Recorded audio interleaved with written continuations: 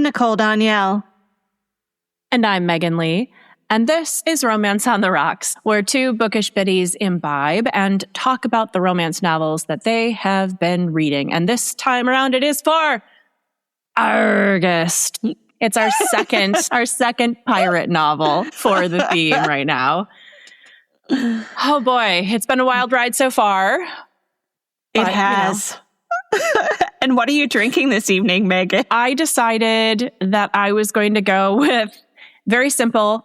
It's White Claw, and I specifically chose the blood orange because, first of all, it's piratey stuff. We've got the wave up here, and one of my characters is a vampire, so I thought blood orange and the White Claw. But then to really plus it up, I poured it in a glass and added a little blue curaçao. So I made it all oceany. It's very blue. Yeah. Well, it wouldn't be blue without the blue curaçao, but I was like, if I'm going to make this as, oceany as possible. I did try to look to see if there was anything called witchy waters or something like that, but not really. There is a cocktail called the Sea Witch, which is named after Ursula, but I didn't have any of those things in the house. So we went simple. Okay. And you, what are you drinking? I am drinking something called the Oceanside. Ooh. Which uses gray whale gin, which you and I discovered last year. And I'm in love with it. I love it. And I felt like it was appropriate. And then it has lime juice and a little bit of simple syrup and then sea salt because we like things salty. And then leaves and a little bit of soda water. So yeah. That sounds perfect. I like that. It's quite refreshing as I sweat my balls off in this closet. Which, my apologies. Okay, you guys. So tonight, technology has not at all been my friend. My computer is running on hamster power, and I still can't open Google Chrome. It is just not happening right now. So I had to move myself over to Microsoft Edge, but we had to shut down and start back up. And that's like a 25-minute process. Anyway, it's a thing. So Nicole has been sequestered in the hot closet for a long time, waiting for me to be able to get on here. So my apologies, my lady. It's all good. Oh boy. I'm just considering it a weight loss plan. Not the best plan. Drinking alone in a closet is not anybody's idea of a good weight loss plan. I feel like that's an entirely different problem. Well, you are up first this time, my lady. So what have you read for Arr-gust? Please tell me it's better than your last pirate romp. So much better, which was not difficult to do. Let's be fair. No, girl, we had a Katie Robert.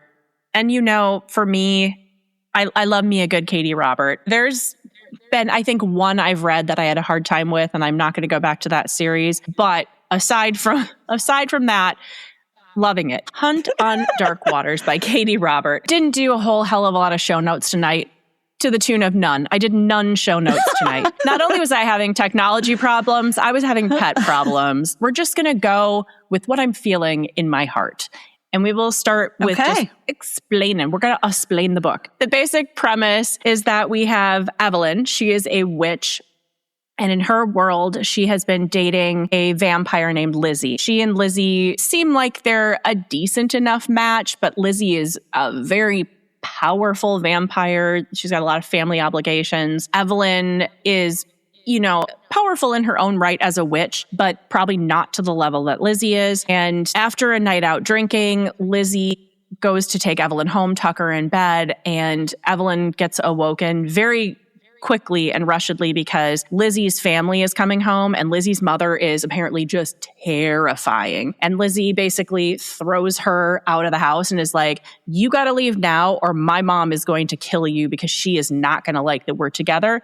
And then Lizzie just turns around and walks away. So Evelyn's like, what the hell, man? Like, that's so uncool. That's like how we're just leaving it. Basically, Lizzie's like, yeah, I go. Don't care anymore. So Evelyn takes off out of the house. She has to get out of there before Lizzie's mom gets there. And because she's so upset and she's so angry at Lizzie, on her way out, she pockets some things that she probably shouldn't take. She has been known to have some sticky fingers in the past. It kind of gives her a little rush to see what she can get away with. So she steals some family jewels from Lizzie on her way out. She's wandering through kind of like a dark area, gets herself through some weird door, and ends up falling into almost like a portal to another part of a world. Plops herself down in the middle of the ocean in a place she has no idea where she is. And before she drowns, she gets scooped up by this passing ship. On this passing ship is Bowen. Bowen is our sea captain. He's also telekinetic, so he can like lift things with his mind and move stuff around. And he's also very powerful in his own right. So we've got some very powerful beings in this book. Bowen is part of the Coon and Noon, which is a wandering band of pirates, but they have a larger purpose. So it's not like every pirate ship for themselves. They are all part of this bigger thing, the Coon and Noon, which is out to rid the world of monsters. And they also answer to a higher council. But when they pick up stragglers that have fallen into the world, they basically are giving these strangers two choices. Join us, be part of our band of merry murderers, or we'll just kill you right now. That's your choice. Option A or option B. Yeah. Yeah. So, of course, Evelyn is like, yeah, sure, I'll join your merry band. The whole time, not meaning any of it. And Bowen is like, you realize this is a blood oath. You are going to be bound to it. And if you decide to run, we will hunt you down and kill you. This is how serious this is. And she's like, oh, yeah. So she joins them and immediately starts to question everything, like why they're doing things the way they do, who defines what a monster is. Oh, right? Why are we going in and killing these supposed monsters? Who is asking us to do this? Did someone invite us to come do this? And it becomes very clear that the Coon and Noon is almost cult-like. And yeah, there's a lot of religious overtones, political overtones, things going on. And you can really see how Katie Robert pulled from some things that are maybe happening in our world right now. Evelyn is questioning things, and these scenarios are coming up of what is a monster, who's asking us to do this, why are we not questioning, why are we following blindly, where are these leaders coming from? You can see Bowen start to maybe deconstruct everything he has learned and believed in. And so that's very interesting to kind of see that happen. I don't want to give too much away. The important thing to know is that the ex-girlfriend Lizzie follows through the thresholds in order to try and bring back her family jewels. And so now Evelyn and Bowen are being hunted by this powerful vampire while they are also out hunting monsters and starting to question everything that's going on in this world. I really enjoyed this story. I thought it was really fun. I thought it was really interesting. I always enjoy Katie Roberts' writing. This was such a relief to read a pirate story in this vein. Yeah. Which was unlike last week. There was so much consent and care and actual love and not just lust. There was plenty of lust, but you're still going at it from people who are a little bit more emotionally complex in a way that made sense. So thank you, Katie Robert, for that. And funny enough, I was at my grandmother's house this past weekend. I was just finishing this book, and I ran over to the Minocqua Public Library because I like to go to their sales shelf and see what they've got. And look what I found, which is Blood on the Tide by Katie Robert, the book that follows this one that I just read. Oh, perfect. Perfect. I already finished it. So, is it a sequel? There is a 3-part series, and the other one already exists because this one, I didn't look to see the publishing date on Hunt on Dark Water, but Blood on the Tide was 2024. So I now have to go find Rebel in the Deep, which was written in 2025. So I'm already 2 parts into this 3-part series, if that tells you anything about how much I enjoyed this in comparison. Okay. So I'll give it a jalapeno. A jalapeno, okay. Yeah, that's about where that stands with me. And slow burn, Meghan? Was it a slow burn? No, I wouldn't say so. There was early enough stuffs going on. Oh, another fun thing about this book was I picked this up as secondhand at Half Price Books. And whoever had it before me made 2 notes in this book before I even got it. Do share. So, of this sentence, the sentence is, he might be handsome too, in an earthy kind of way. This person writes, what does that even mean? And I'm like, did they not understand the earthy kind of way? Was he like, I don't know, very musky? Was he like full of dirt? I'm not real sure, but I liked that. And then the other one, her skin is pale enough that I want to get undercover before the sun has its way with her. And this person writes, but hold on, this person writes, this is how I'll be referring to sunburn from here on out. So I enjoyed that too. And I'm like, yeah, we should all start doing that. Oh, I must get inside before the sun has its way with me. Yes, I like it. I do have a quote that I really enjoyed and felt like I needed to kind of internalize because I do feel like I fall into this trap sometimes. And the quote is, putting in extra effort for no damn reason doesn't make you a saint. And I do feel like quite often I will find myself busting my ass or trying super hard in some sort of Midwest work ethic sort of way when it doesn't necessarily matter. That amount of effort I'm putting in is not the be all end all. I liked that. And I highlighted that to remind myself that putting in all that extra effort doesn't necessarily matter or make me a better person of some sort. So that's what I got. Nicole, you have Fabio. I have Pirate by Fabio, and I just now realized he has a large hoop earring, and I did not notice that the whole time I've been staring at this book, but whatever. I did wear hoops tonight. I told you I changed my earrings. I changed them to hoops. All right, let me grab my show notes here. Show notes.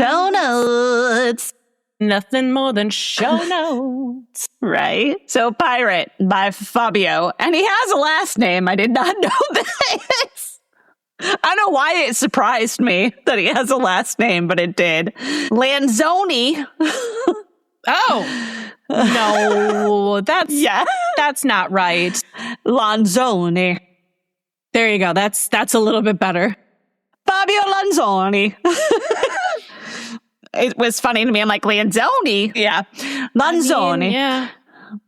I mean, he also had a ghostwriter, Eugenia Riley. I thought it was a cool name. Published in 1993, which I would have been 15 years old and either a freshman or a sophomore in high school. This is in the subgenre of historical romance audiobooks. I checked to see if this was an audiobook just for shits and giggles.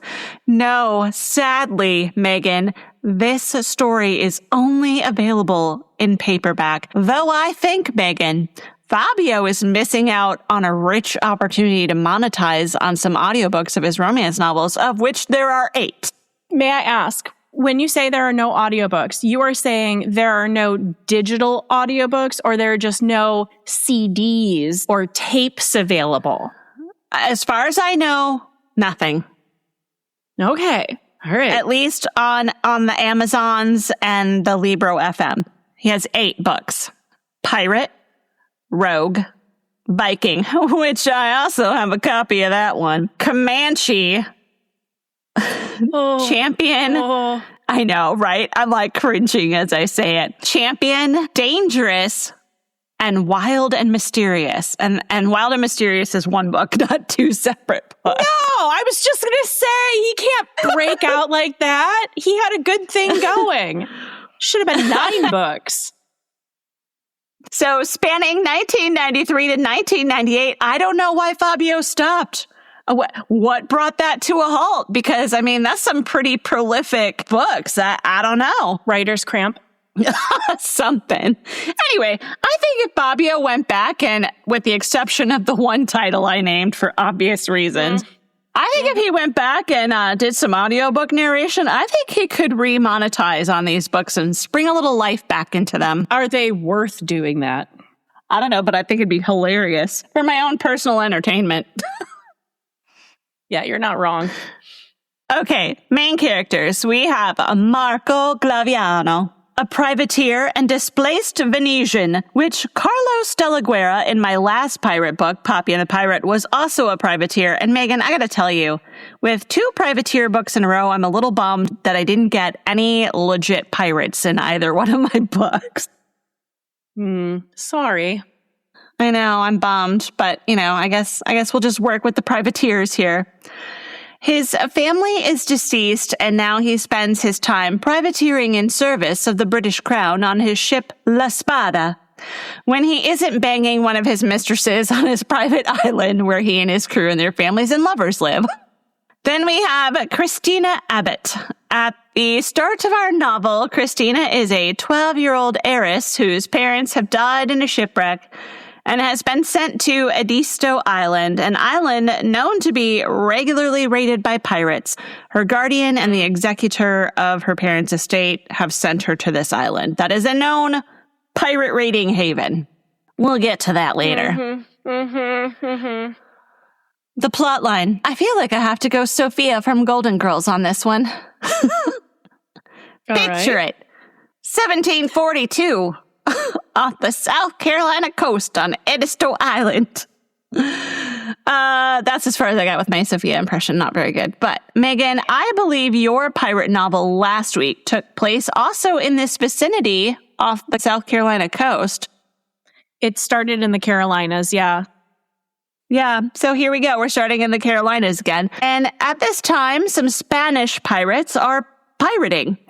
The usual plundering, pillaging, and raping. Little Christina Abbott and her nursemaid come stumbling out of their cottage in the middle of the night in the midst of all this, and Marco is immediately enraptured by her youth and beauty and innocence. He sees the 2 females are in imminent danger of being raped and pillaged, and rescues Christina, allowing her nursemaid to come with them. Marco instantly becomes Christina's knight in shining armor, and she starts crushing on him hard from the start. He takes Christina to his private island to raise her as his ward, and he has no plans beyond that. He's just going to let her grow up sort of wild and carefree on the island with the other pirate kids. The only one who knows Christina is an heiress is the nurse. Not even Christina herself knows, and the maid is not telling anyone. One of Marco's crew offers to marry the girl when she gets a little bit older in a couple years, at the ripe old age of 14. Why? How does she not know she's an heiress? How does she just doesn't realize she had? Okay. Meh. But anyway, one of the crew offers to marry her in a couple of years when she comes of age at 14/15, which technically, yes, is considered a marriageable age in some circles at that time in history. I will give this to Marco's credit. He insists she's far too young and deserves to enjoy her childhood, and that no one at all will be allowed to marry her until she is a full-grown adult of at least 18 or 19, maybe 20. While Christina is still a child, she somehow gets Marco to agree to marry her when she turns 18. He thinks it's a joke, and yeah. Ugh, she's basically, she's like, Marco, will you promise to marry me someday? And he's like, sure, little lady. And he's like, she'll forget about this. She's just a kid. What does she know? And so he agrees to it. Idiot. Well, Christina ends up growing up into a spoiled, bitchy brat by the time she's 18. Marco and her are 10 years apart, so now he's 28. By that time, she's ready to make Marco hers and will stop at nothing to do so. She plays nasty pranks on Marco's mistresses and puts herself in harm's way and manipulates a shit ton of other people in an effort to try to seduce Marco and force him into marriage. Marco has zero interest in marriage and isn't willing to reduce Christina to the status of a mistress or whore because he knows she came from some kind of reputable family. So he brings in an old family friend from Venice, Italy, who has a son who's just a couple of years older than Christina, much more closer age proximity, and who happens to be looking for a wife. And then Marco knows he needs to get her off the island at that point because she's turning into a little hussy. He's always thought of her as a little sister, allegedly, but now he's becoming physically attracted to her and he just doesn't want to go there. He loves being at sea on a ship and doesn't feel he's ready for marriage, which he knows is what Christina ultimately wants. I'm just going to go ahead and spoil this book and summarize it to some key plot points because it's a 90s book and who the fuck cares at this point? I'm not reading it. Yeah. Christina does some really dumb shit in her efforts to make Marco hers. She thinks she's been in love with him since the day that they met at her ripe old age of 12. But honestly, Meghan, she is so childish and immature and headstrong. I question if she still, even at the ripe old age of 18, understands what the fuck love is. Because I don't think she does. Mm-hmm.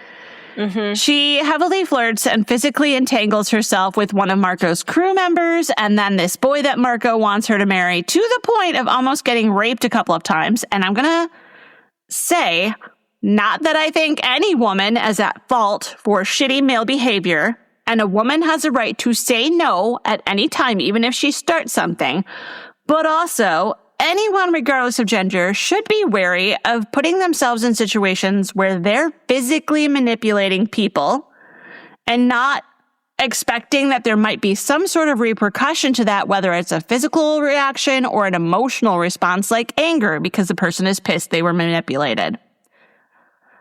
Manipulation is manipulation. This sounds a lot like Caitlin from Dark of the Moon, Karen Robards. Spoiled, bratty, teenage, raised by an older caretaker unrelated to her. She thinks she's in love with him and refuses to do anything else and manipulates the people around her to try to make it look like they have interest in her and she them to try and get him jealous. The overall premises of the books are different, but this very much feels like Dark of the Moon. So, yeah, We're going to make some other connection to some other books here pretty quick, too. Yep, okay. Christina's little ploys work, and Marco takes her virginity, but he still plans to marry her off and won't marry her himself. So, of course, Christina's pissed about that. Meanwhile, there's a bunch of intrigue and side plots with Christina getting kidnapped a couple of times because, hey, why not?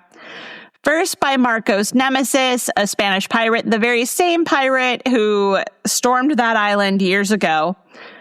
And then her own uncle / guardian who's discovered she's still alive but wants her dead because it's been 7 years since her disappearance and he was about to be able to claim her inheritance. And he ain't gonna let her get in the way of that now. Marco, of course, rescues Christina both times, although it did take Marco a few weeks with the first kidnapping to rescue her because he was severely wounded and unconscious, and she will not forgive him for that. Okay. In comparison to some of our Border Lord's Bride kind of kidnapping where he just goes, meh, couldn't find her. At least he had a reason. Like almost fatally wounded and in bed and can't get up. That's a reason. In a fever. Yeah. By the end of it all, Christina is knocked up with Marco's bambino, and he finally decides to marry her and have her stay on the island with him. And they don't even really need her inheritance because Marco's rich as fuck anyway because of his privateering. Spice level, habanero, I guess. There were frequent sexual interactions between a variety of characters, but honestly, it wasn't very sexy, and I think that's because of the wording and situations, but whatever, habanero. Things I loved. There is a very nice dedication at the beginning of the book. In loving memory of my grandmother, Inez, and supporting the American Cancer Society in its efforts to help all mothers and grandmothers win the war against cancer. Very sweet. Yes. I thought that was sweet. I was like, thank you, Fabio. That's very nice. I also loved the pets. Marco and Christina have some unique pets, including a rare black king cheetah they got off some other ship named Pansy, and a parrot named Cicero who calls Christina bad girl. I love that. That's fun. I know. I was like, okay, that's fun. Marco uses condoms. Yay for condom use. Except obviously not with Christina because she got knocked up. No, but that's kind of unusual for books back in that day. A man ahead of his time. He probably lubed it up with butter or butter spray. Just saying. Right? Some margarine. I feel like Fabio was like, let me put on this condom, and I can't believe it's not butter spray. He just probably went right for it. I mean, just saying. Some fun phrases and anatomy references. Cockles of my heart. That one made me giggle. I don't know what. Yes. Okay. Our friend Adam, mutual friend, he and I always used to talk about our cockles. Constantly, it would be like, oh, tingles my cockles. I thought it was funny. It made me giggle. I love it. Like, yes. Snug sheath, which we've heard sheath before, but here it is again, snug sheath. And Meghan, one of your all-time faves that we have only seen, as far as we know, in one other book, and that would be Laura by Beatrice Small. Manroot! Manroot. Manroot is back. You know where that was missing was my Swamp Thing book. Marsh should have had a manroot. Marsh 100 should have had a manroot. He was a tree creature. Yes. Manroot. Yeah. Yeah. Beatrice Small, for all the things she has taken away from me and hurt internally, she gave us manroot. Both of us. She's ruined both of our lives. But she gave me manroot in mine. I don't know that you had it in your book, right? So like, no, I feel like she still owes you. Beatrice owes me so much. Like she tried to make it okay for me. She owes you still. Challenges with Pirate by Fabio. Christina fucking sucks. She's a spoiled and a bitchy brat, and it's totally Marco's fault for spoiling her rotten, and she just kind of sucked to begin with. It's definitely a case of enabling, but I just think inherently she's a shitty person. I hated her. She annoyed the fuck out of me. She's an immature twat. Yeah, that is Caitlin. Caitlin from Dark of the Moon, Karen Robards. Like, that bitch could not do anything that was good for herself or other people. Just a pain in the ass. Right. Yeah. My other challenge, this weird, it's not grooming, but it's kind of grooming because there was literal grooming. I'll explain. Christina has this mass of tangling blonde hair that does the same thing mine does, where it basically curls and weaves itself into its own little dreadlocks and tangles. But instead of having her nurse maid brush her hair, Marco brushes her hair. From the age of 12 on, she sits in his lap and he brushes her hair at night and reads her stories, which, yeah, for a little kid is okay, but it just kind of gives me icky vibes, and I'm sure it's innocent and all, but because Christina is enamored with him the entire time, there's just something that doesn't feel right to me about it. I don't know. Maybe it's my own warped world, but... No, I think there's something very endearing and sweet of caring for another person's hair in general. I agree. The combing, the braiding, the updos, whatever. And it is always very sweet when a father will learn how to do that for his daughter. I think that's lovely. Yes. It's the sitting on the lap the whole time. Yeah. When they are not related and he just picked her up as his ward. Like, that to me feels a little bit too much. And they do it all through her teen years into age 18. And I'm like, I don't know. No. I'm sure I'm making it into something icky when it's not. Only because you know the other things going on. But I do just still think that, again, there's something very sweet about him wanting to brush her hair and help her out. That's lovely. No issues there. The other stuff feels like it crossed a line given the relationship. Yeah. Also, during Christina's first kidnapping, there were some icky things that happened with the Spanish pirate and his crew. They stripped Christina down and threw water at her to humble her, and then tied her naked to the pirate captain's bed, and he would sit down near her and jerk off. And it was giving me gross vibes like your last pirate book, Sea of Ruin, by Pam Godwin. I was just going to say. And giving me Bertrice Small Borderlord's Bride vibes, too. She was never officially raped, but it was still icky and nasty, and I didn't care for it. No, that's real gross. Mm-hmm. I was like, this is Meghan's book and Bertrice all over again. That is like a small portion of what Sea of Ruin was. So, way to add another layer of gross. Mm-hmm. I also didn't care for the scene when Christina finally seduces Marco. She has the boy he wants her to marry come meet her in Marco's bedroom, knowing Marco will catch them, and starts to seduce the boy. Just as she's starting to realize she might end up having to actually have sex with this guy, which is not what she actually wanted, Marco does finally bust in and break the situation up. But then Marco is like, oh, you just like to bang people now. Fine, I'm going to bang you too. And then he shoves his manroot in her and then realizes, nope, she's actually still a virgin. I feel like this is a trope we've seen before in books we've both read. For me, it was Until You by Judith McNaught. And for you, I believe it was The Flame and the Flower by Kathleen Woodiwiss. Tell me if I'm wrong on that one. Yeah, Flame and the Flower had a lot of problems. That was one of them. I'll also say Dark of the Moon wasn't too far off of that.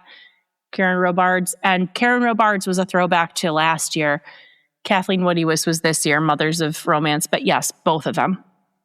Mm-hmm. Now, I will say Marco turns it around and pulls back from her. And then he's like, whoa, wait, this is not the situation I thought it was. But I was still like, yeah, but you still threw it in the hole to punish her. Yeah. Okay, but he pulls back. He's like, whoa, this is not okay.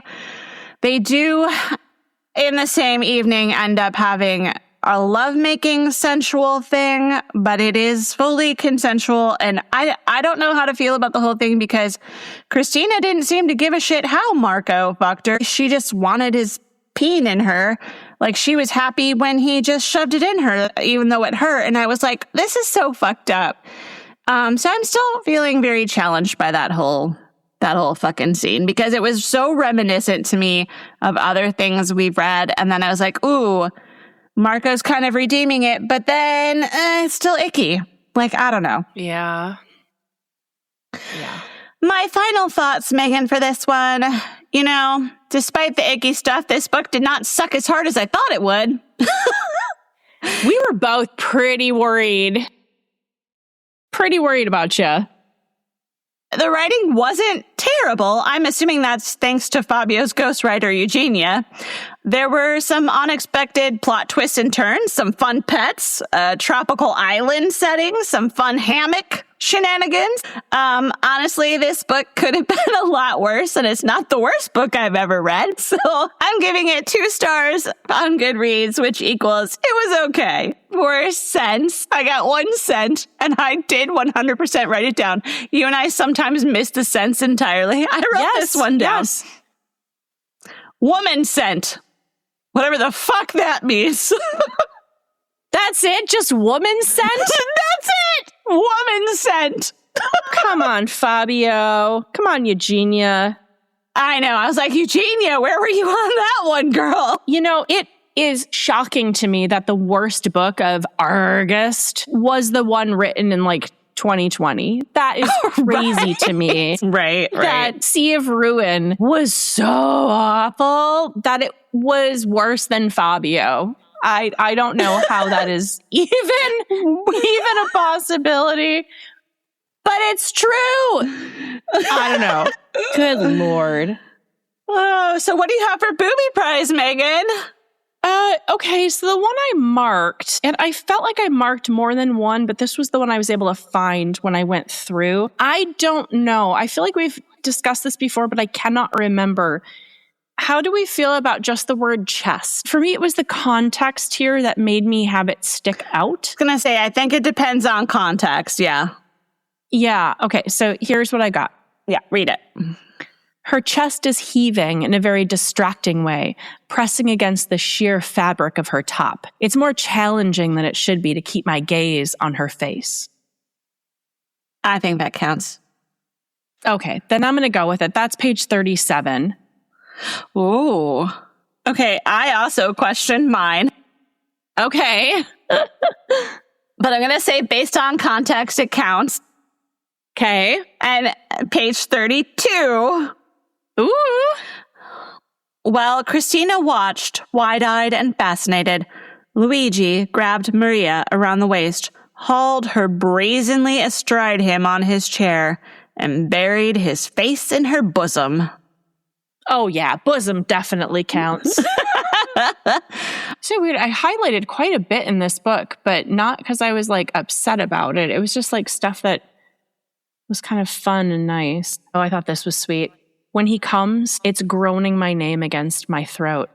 He makes it sound like a benediction, like a prayer. Ooh. Ooh. Yeah. I like that one. I know. Freaking loves it. I freaking loves it. Well, what do you have coming up on the next episode of the podcast, Megan? So we are going into back to school, I believe is the upcoming theme. This is Take the Lead by Johnny Diaz. And so for back to school, we're going for teachers or classrooms, something like that. It's got to be related to back to school. Education related. Education. There you go. So, Take the Lead, Johnny Diaz. Popular college professor Gabriel Gallon has a job he adores in Boston. A hot young lover and a buddy who goes along on pub crawls and Star Trek nights alike. But Gabriel wants more. When Gabriel's stubbornly independent father needs help managing his Parkinson's disease, Gabriel takes on more than he bargained for. And his smooth cruising life is about to take a sharp turn as he teeters on the edge of a new crush on Adam, his father's physical therapy dance class instructor. So, I've got a college professor going through some midlife crisis, I believe. Okay. I don't understand why he wants more than pub crawls and Star Trek nights. I don't know. Maybe we'll find out. I mean, when you've got a physical therapy dance class instructor, it sounds like maybe that could add to, the intrigue and why he wants to change things up. Sure. Yeah, that's what I have. What do you have going on? I have Heartless Game by Joe Brenner, which I picked up last year when we were in Milwaukee from Milwaukee with Love. The hottest hockey player at Raina U has dark plans for me. Everyone on campus loves Isaac Jones, the gorgeous dimple. You know how I know I'm getting old? I thought it said dimple checked. It says dimple cheeked. I'm like, dimple checked? That doesn't make any sense. Where?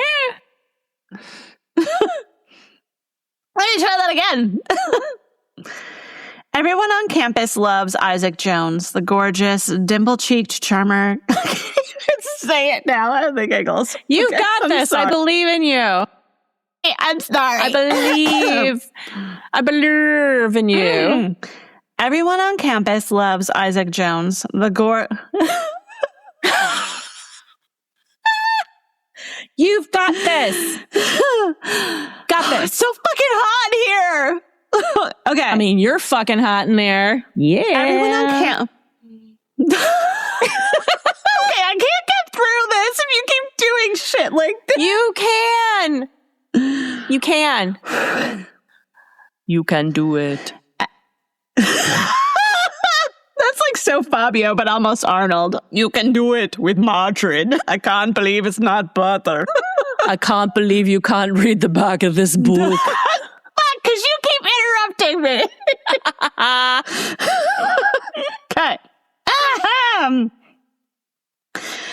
Everyone on campus loves Isaac Jones. The gorgeous, dimple-cheeked charmer can do no wrong in the public's eyes, but they don't know what I do.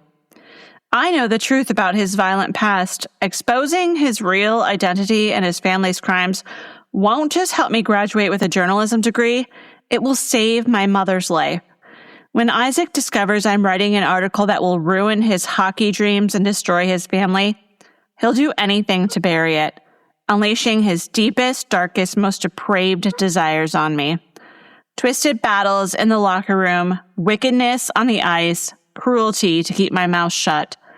The worst part, I'm starting to fall for him, even as I fight back, and I'm not sure who will win our heartless game. I am often grateful for the fact that you don't show me on screen to yourself while you're reading. That's all. Okay. Anyway. I know what you do. I know what you do. I can see it out of the corner of my eye.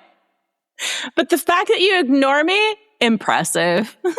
Thank you for joining us today for Romance on the Rocks. Please like, subscribe, follow, and if you are a hopelessly romantic bookish biddy like us, please think about giving us a review on iTunes, Spotify, wherever you are catching your podcasts. Until next time, just know that your support really means the world to us. Stay safe and know that you are loved.